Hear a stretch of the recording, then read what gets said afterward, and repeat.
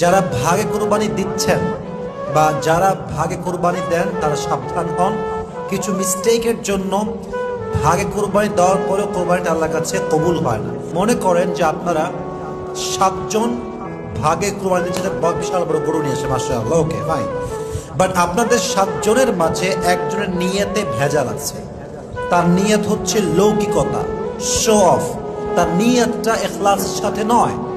তাহলে কিন্তু আপনার কোরবানিটা বাতিল হয়ে যাবে, কোরবানিটার সওয়াব থাকবে না। যুবক ভাইরা, যখন ভাগে দিচ্ছেন 7 জনকে নিয়ে বসেন যে প্রিয় ভাইয়েরা আমার, আমরা যারা কোরবানি দিচ্ছি আমাদের উদ্দেশ্য শো অফ নয়, লোক দেখানো নয়, আমরা কোরবানি দিচ্ছি এক সত্তার জন্য। আওয়াজ দিয়ে বলেন তো তিনি কে? আমাদের উদ্দেশ্য একমাত্র আল্লাহ তাআলার সন্তুষ্টি অর্জন করা। কুল ইন্না সলাতি ওয়া নুসুকি ওয়া মাহইয়ায়া ওয়া মামাতি লিল্লাহি রাব্বিল আলামিন। আমার নামাজ, আমার কোরবানি, আমার জীবন, আমার মরণ সবকিছুই এক সত্তার জন্য হবে। তিনি কে?